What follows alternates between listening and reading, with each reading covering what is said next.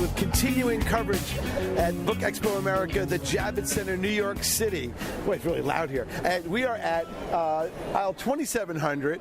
We are at the booth of Steerforth Press. And I was walking by, and in the corner was a very subtle picture of a book cover that said Marina and Lee, the tormented love and fatal obsession behind Lee Harvey Oswald's assassination of John F. Kennedy by Priscilla Johnson McMillan. As soon as I saw that, I remember one of the first things I remember as a small person was I remember when Kennedy was assassinated. My mother was incredibly upset. She watched, we watched the black and white TV. I remember the funeral because I remember seeing the horses with no rider, and I remember seeing John Jr. saluting his father. I remember that because it was like the most traumatic thing from your childhood you kind of remember. And so that's... near and dear. So we're with Chip? Yep. Chip Fleischer, okay. There we go, Chip Fleischer. And tell us about this book, because this looks like a very fascinating book. Okay, well, I'll start by telling you about the author's reaction the day Kennedy was shot, because Priscilla McMillan worked for John F. Kennedy on his senatorial staff out of graduate school. She then went on to become a journalist and was in Moscow when Oswald tried to defect and interviewed him there at length. So she was very close to Kennedy personally, had gotten to know Oswald, and then on November 22nd, 1963, when Kennedy was shot, she then heard a few hours later that they had captured this guy named Lee Harvey Oswald, and her first reaction was, my God, I know that boy. And so... Now, in 1963, how many people actually knew the two of them? Right. I'm not talking about 2013. In 1963, how many people actually knew the two of them at the same time? Back then, I would say very few, and the only people who would have known Oswald and maybe known Kennedy would have been State Department officials appointed by Kennedy who knew that this ex-Marine had tried to defect to the Soviet Union and had lived there for a few years. He never officially renounced his U.S. citizenship because the Soviets wouldn't take him. Even though they let him live there, they wouldn't give him citizenship because both sides knew he was quite an odd duck. Today, she's probably the only person who knew the two people. And right after the assassination, because she was fluent in Russian and because she was a journalist, she established a relationship with Marina, who was Oswald's Russian wife, who had come back to the United States with him. She spent 7 months essentially living with Marina, getting the primary source material for this book. So before the Warren Commission, before the conspiracy theory books, she had spent time getting this account that when it was fresh in Marina's mind. Now, Marina wasn't the most reliable source. Priscilla was smart enough to know that. So Priscilla went on for years later to research this book. It was first published in 1977. It's been out of print for many years. We are bringing it back on the occasion of the 50th anniversary of the assassination.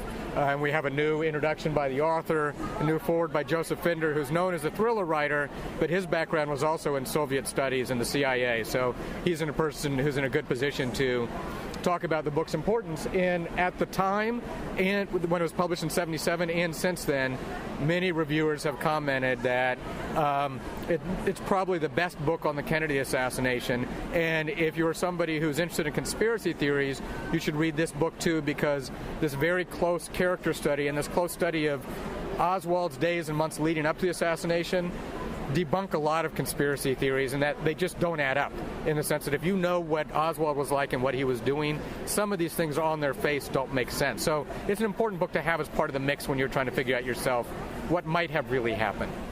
I remember actually being in Texas, going to the JFK Assassination Museum, and I don't remember ever seeing that. Well, this was a long, long time ago. Maybe the book was out of print at the time, but I don't remember seeing anything like this in there, either in the museum or in the museum book collection. Yeah. So tell me a little bit more about what is Priscilla Johnson McMillan doing today? Right.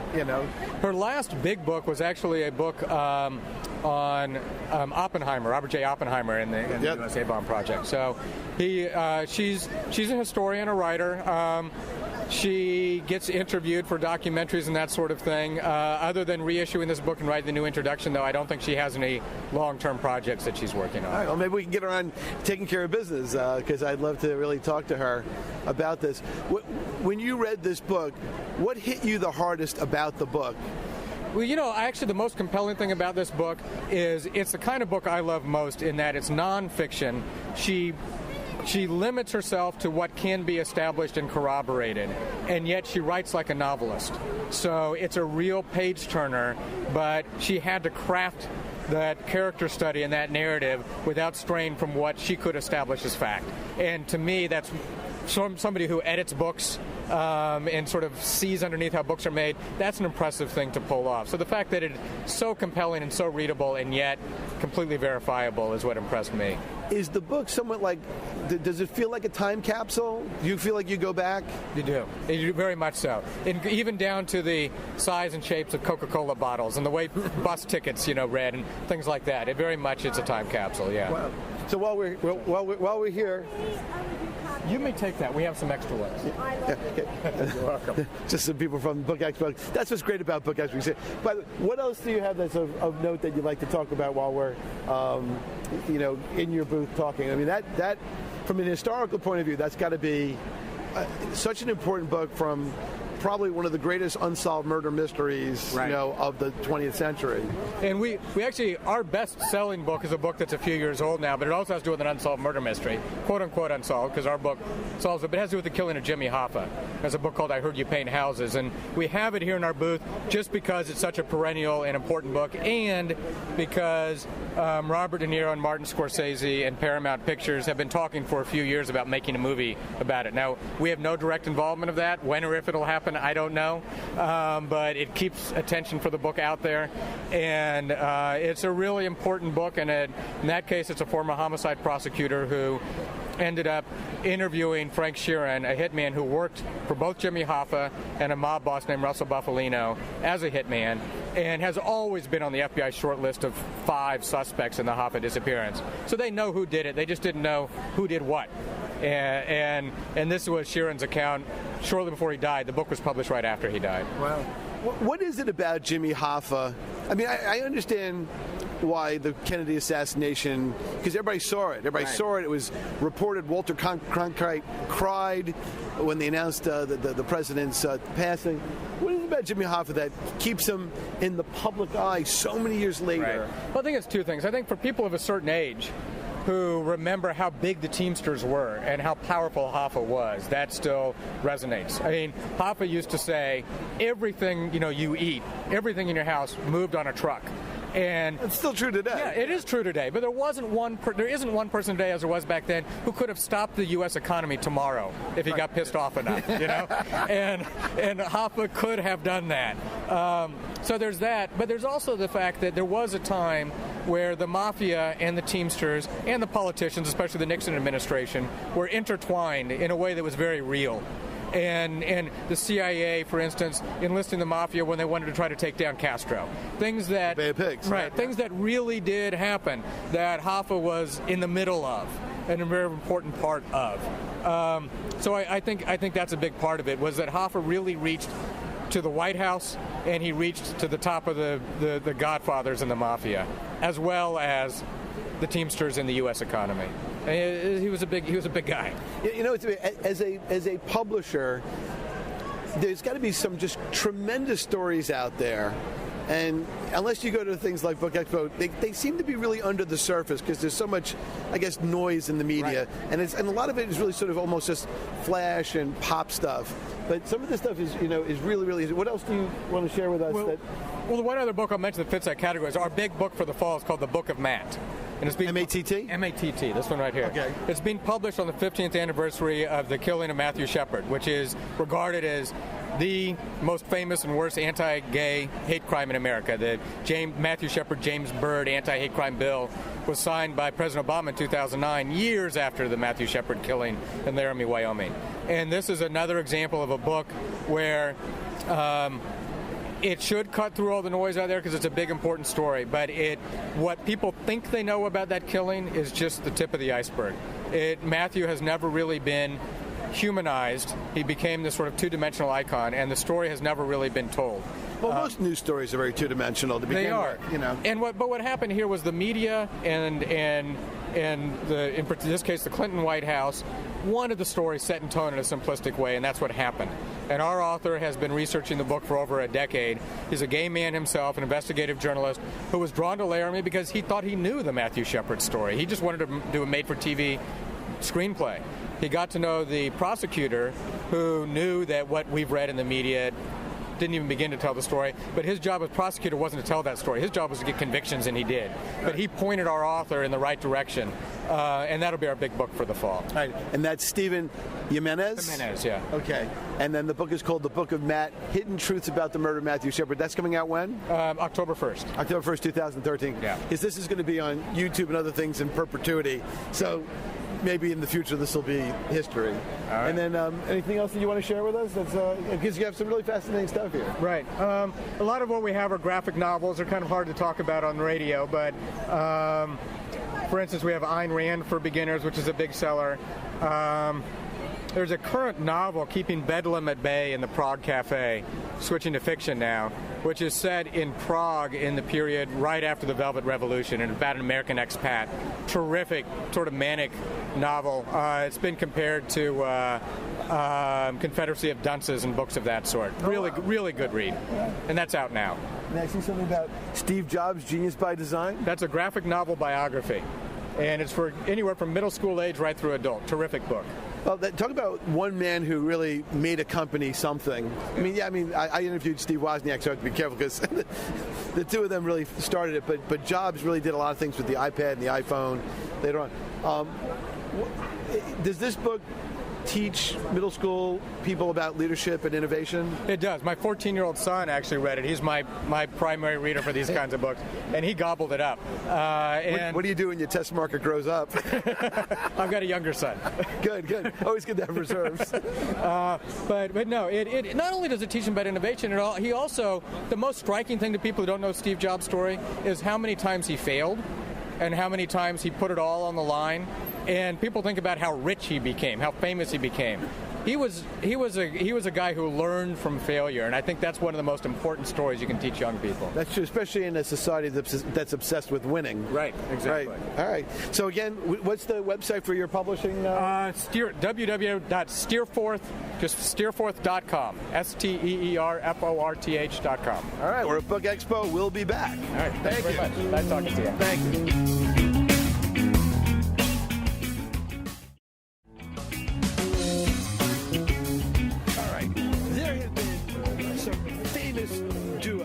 Batman and Robin, there was the Lone Ranger and Tonto, and then there's Solomon and Frishman, or Frishman and Solomon. All right? Now, when Taking Care of Business started, this was the team, this was the A-team.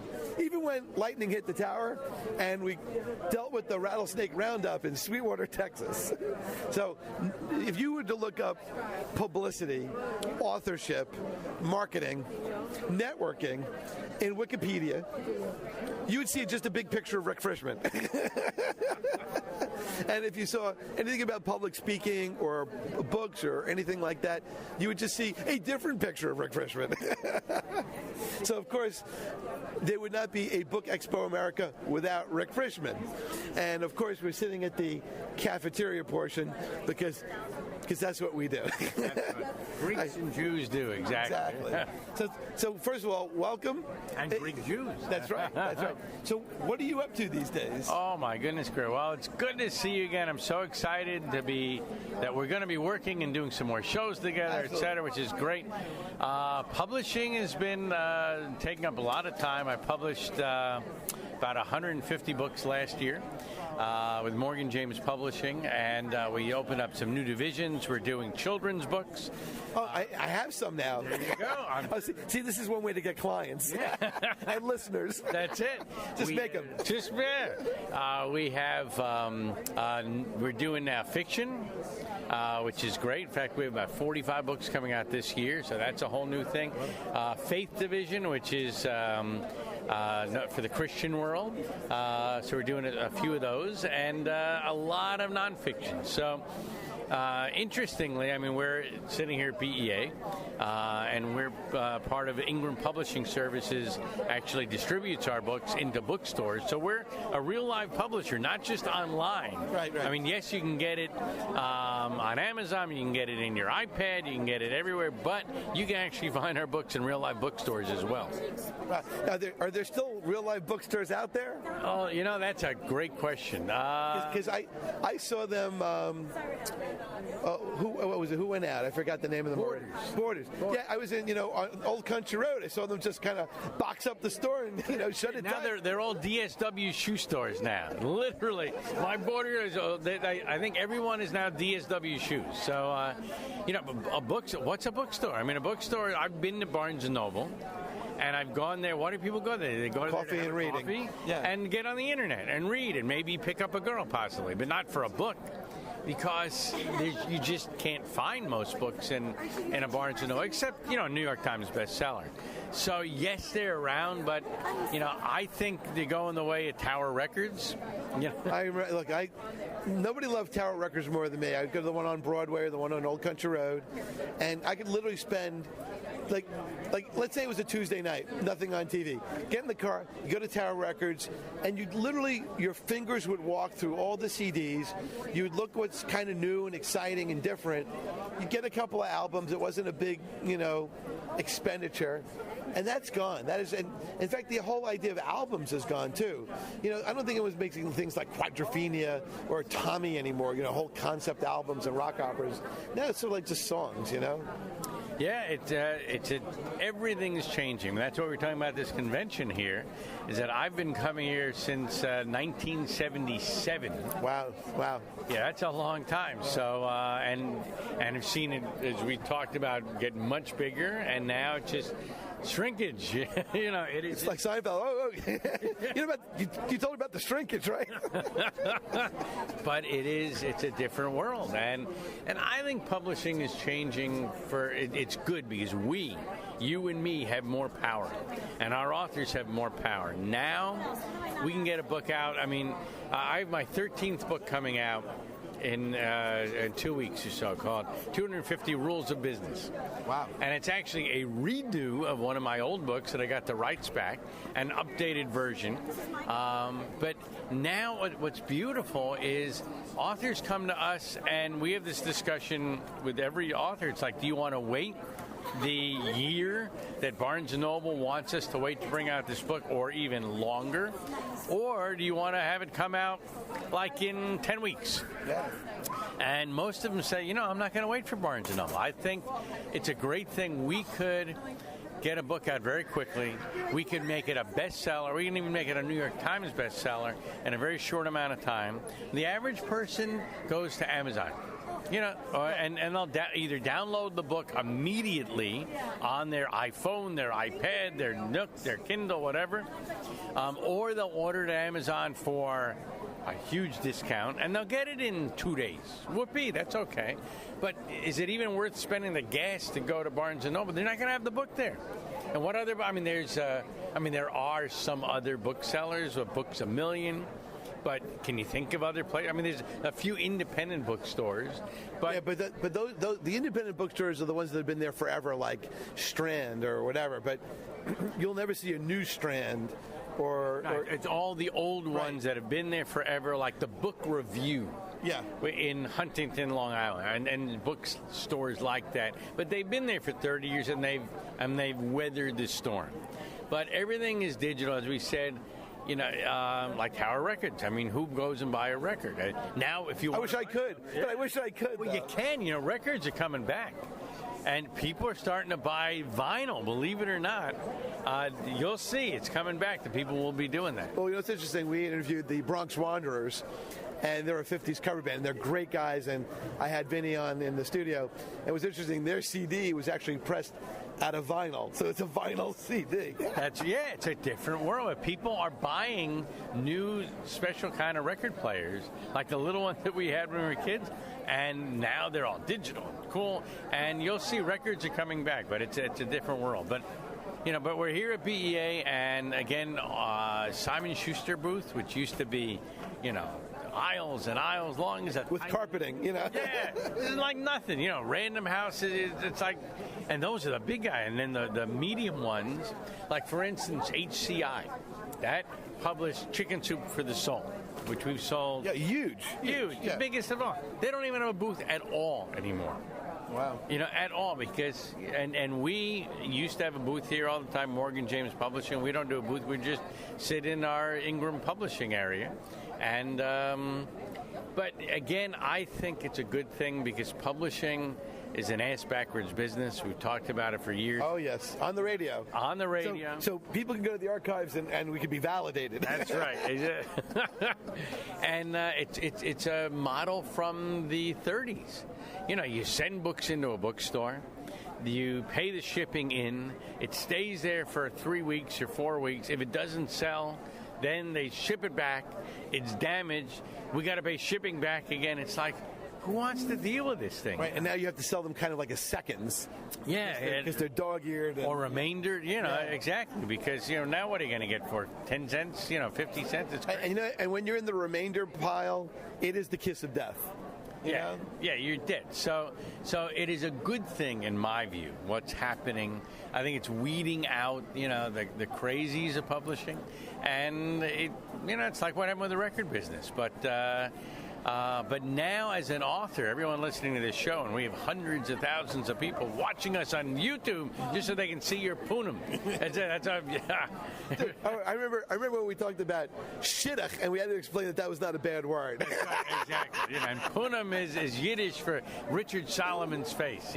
I speak in front of hundreds of people, and I always show a newspaper story of you in the New York Times with July 2005. That's it. And I say, is this a punam or what? It's like, but now, you have the power. People can get a book out very quickly and sell it quickly and have more control of the process and also retain your own rights. I mean, we have a fellow who we published named Brendan Bouchard. In fact, he came to some of our events. I remember those. Yeah. Author 101 University, and all he had was a book proposal. This is like 6-7 years ago, and I fell in love with this kid, and I got him a literary agent, and he sold his first book, Life's Golden Ticket. He wanted to do another book, and again, it took 2 years for Harper to get that book out. That's how long. He did another book. He wrote it in 13 days in January of 2 years ago. During a snowstorm? Yeah, really. He gave me the book on February 5th. I published the book on March 5th, and it was number 1 on the New York Times on March 20th. Wow, that's some timeline. How fast it can be done. See, in law, we call that the rocket docket. That's it, baby. So you don't have to wait a year or 2 years. And here's the good news. After becoming a number 1 New York Times bestseller, then his agent sold his next book. And our book that we did, which is called The Millionaire Messenger, by the way, a lot of you probably have read it, to Simon & Schuster for millions of dollars. I like that. And he was able to get his book back because he retained his own intellectual property rights, which is our model, which is something I think is important, is that you retain your own rights. If you sell it to Simon & Schuster or HarperCollins, they have your rights. I have books that are McGraw-Hill that I published years ago, and I'd like to get it back and republish it, but they're still selling it. I can't get the rights back. Very tough. You need a good lawyer. I happen to know one, exactly. So it's a good thing that it's changing. In 10 years from now, will there even be a BAA? Wow. I think there will be one, but it will be very small. And it'll be a very tight. It won't be at the Javits Center. It will be at a hotel, maybe like the New York Hilton, and it will be mostly digital. But publishing will survive. People still read books. People still like to get a real book. I love. Even though when you're on the Long Island Railroad, and you see all these people who are real dedicated commuters. And they have their Kindles and their Nooks and their iPads and their the tablets, and they have all this stuff. And I see also a lot of lawyers now. We wait around in court a lot for things to happen. Large calendar calls, you have to sit in the back, and you see people now with iPad-type devices. But to me, there's really nothing like a book. It just reads different. It feels different. I know it's a little bit easier to carry an iPad, but the battery never goes dead on a book. And you can actually, turn the pages back. People still like to have a book. I mean, the thing is, you're going on vacation, and you could load, 10 books, 15 books into your Kindle. It's a pain to schlep a whole bunch of books, but you're just on the Long Island Railroad or reading in bed, it's nice. So publishing will survive. It's going to continue to change. It'll be faster. I think it'll be cheaper. I mean, how much people buying a book for? I mean, why would you buy? I mean, most people, pay $26, $28 for a hardcover book. You can get it for how much? $9.95 or something. But not only that, the problem now is, at least for me, I noticed that space is at a premium. In your office, there's only so much space. In your home, there's only so much space. And what do you really do with 500 books? At some point, they kind of become a little bit burdensome. And, like I even see, like, with kids, kids need kids' books. Then they grow out of them. Then they need other books. Then they grow out of them. I can understand, you have kids and they need little books to read. But at some point, maybe when they're teenagers and they're buying a lot of books for school that sort of they cycle through, maybe digital is kind of the way to go with that. Digital textbooks, Well, yeah, I think that's where it's going to be with everything is digital. But, it's funny. I was looking in my office, and I have books signed to me by John Grisham and Arnold Palmer and well, it's nice to have a real book that they sign. They're not going to sign your iPad. It's like, hello. But you know what? I bet you there's technology where they could just sign your book through an iPad. So. It won't be the same. Yeah, but it's not the same, ink, etc. So. See, what's interesting is, and I've said this in other interviews, I went to Georgetown Law, and I remember they spent a lot of money redoing the library, like $150 million. And I remember one of the questions that they had was, in 50 years from now, will someone look back at this as a good idea or as a folly? Because will all of this be relevant? I mean, the ancient books and all that other stuff, fine.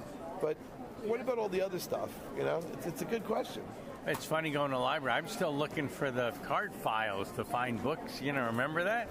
Well, it's interesting. If you go to 33 Chambers Street, and you do family history research, all the immigration records of the people who came to New York, Ellis Island, and applied for petitions in the New York state courts in the city, it's all in, manual systems.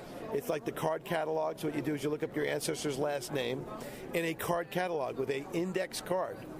These index cards go back to like 1895, but they're index cards, and they're dusty.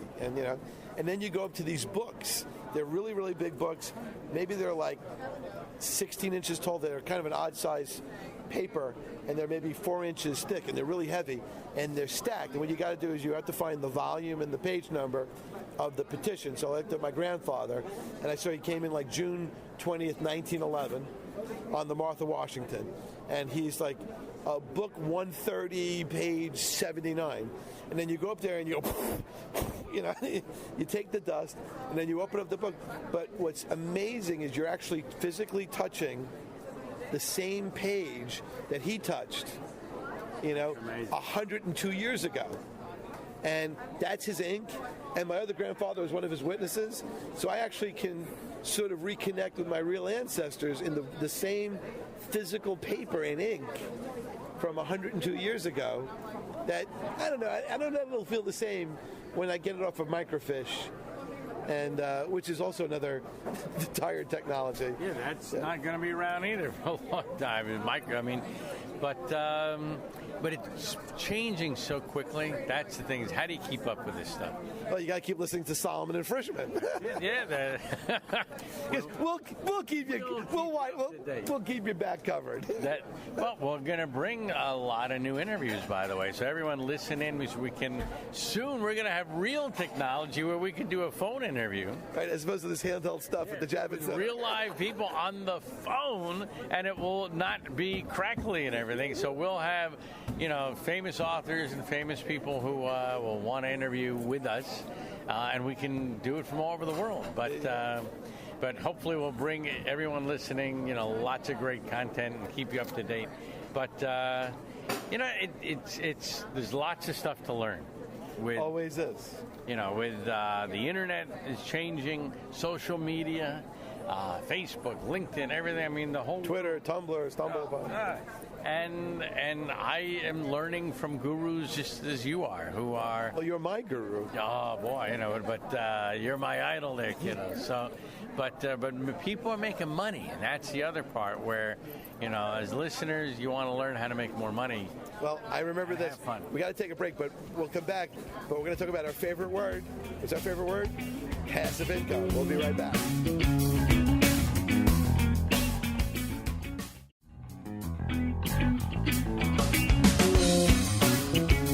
This is Richard Solomon and Rick Frishman at the Javits Center, the original Taking Good Care of Business team from way back.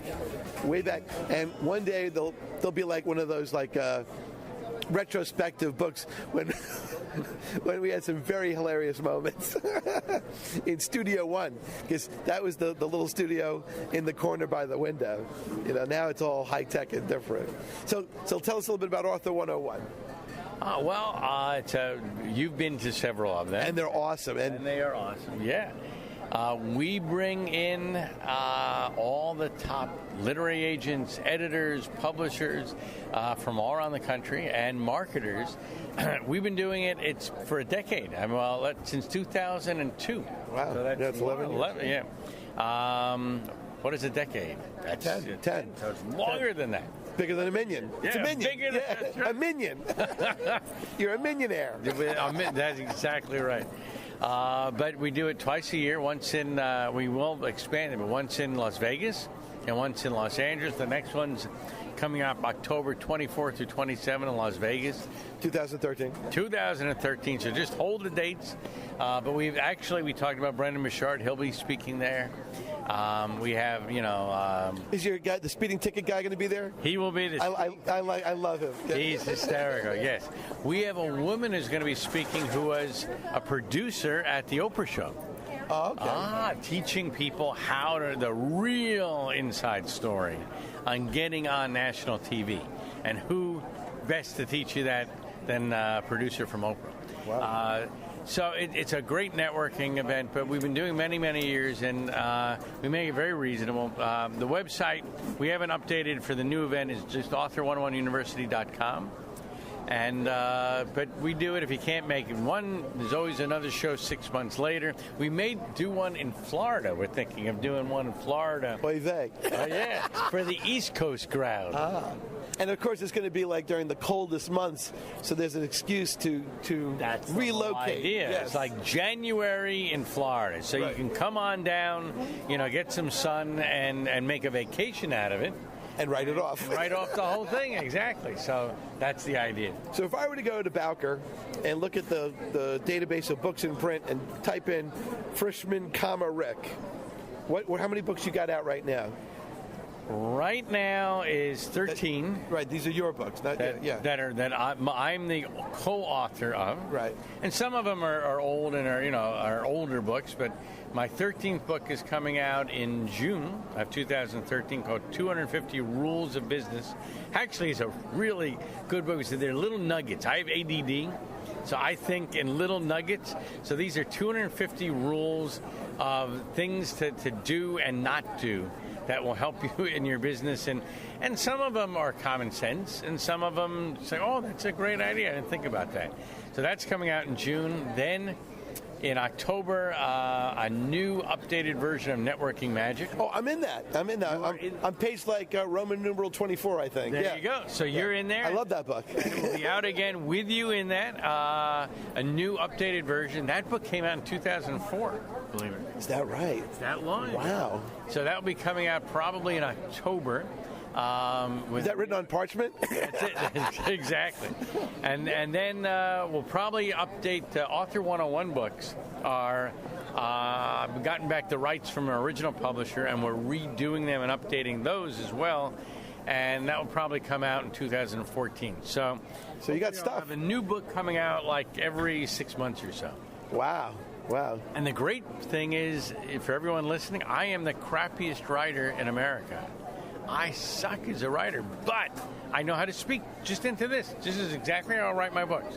Is I do a recording while I either record it or do an interview just like you and I are doing, and then I have a ghostwriter, take the transcription.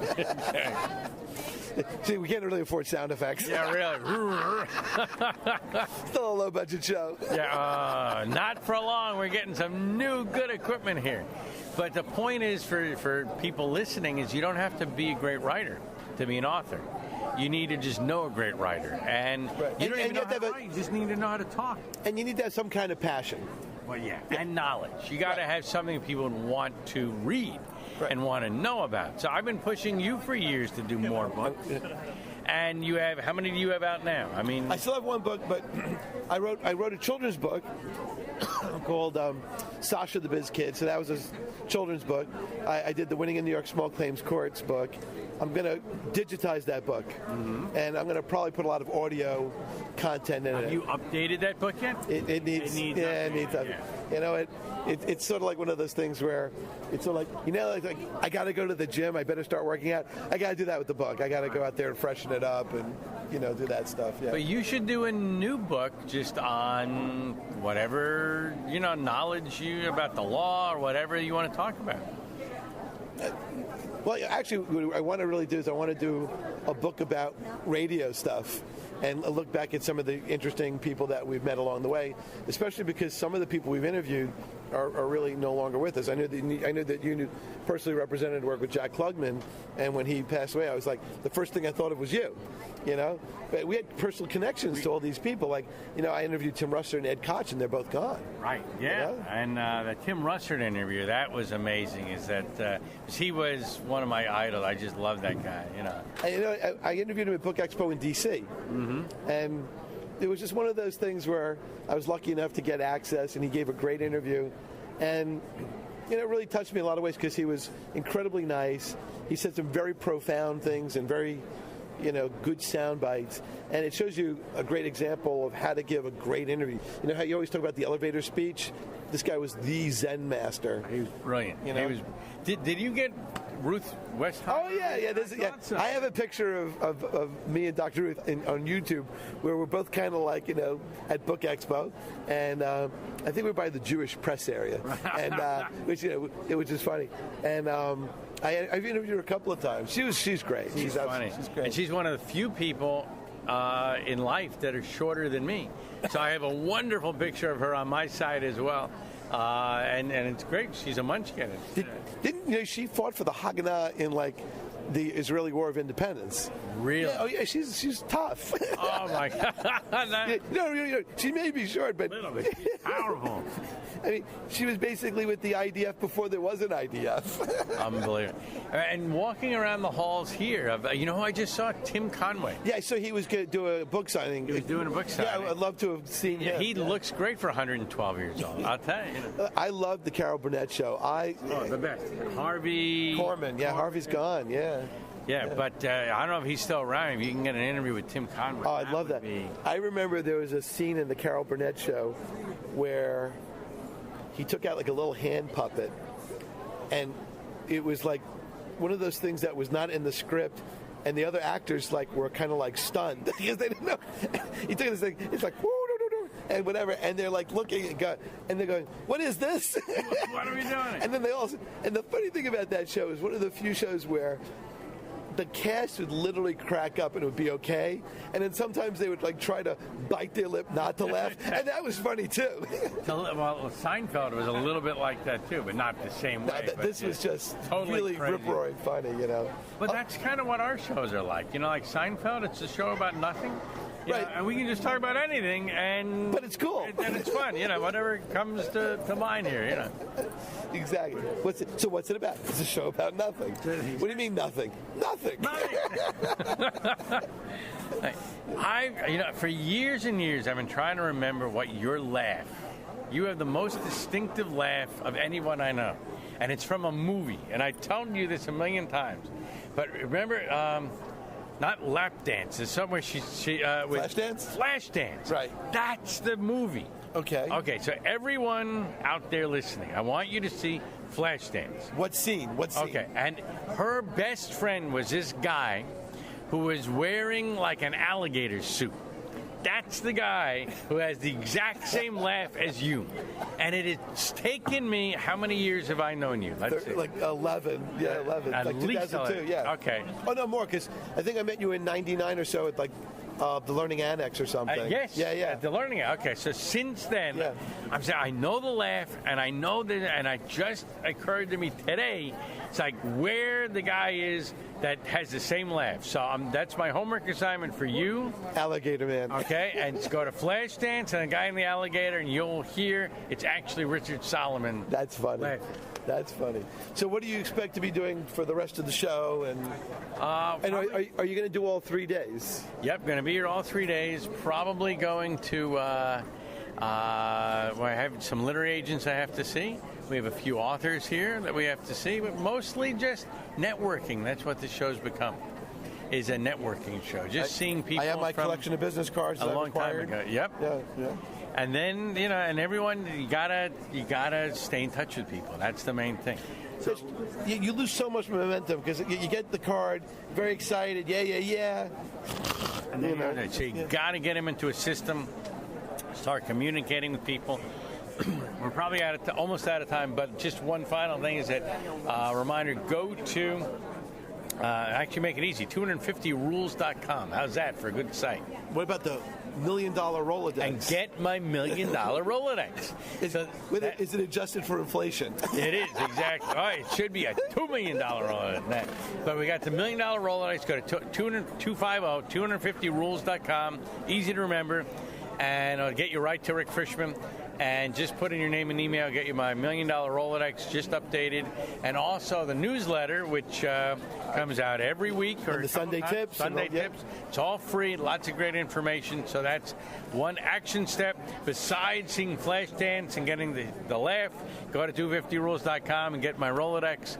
And hopefully we'll see you in Vegas in October. There you go. We'll see you on the radio. That's right. We will see you on the radio. Real soon. So on behalf of Rick Frishman and myself, we'll be seeing you.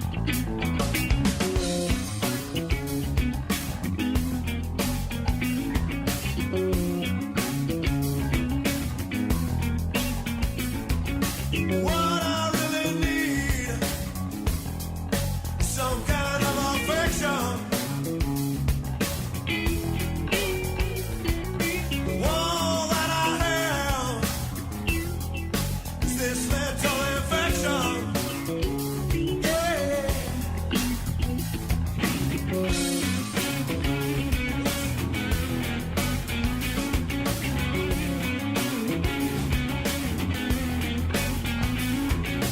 All I really feel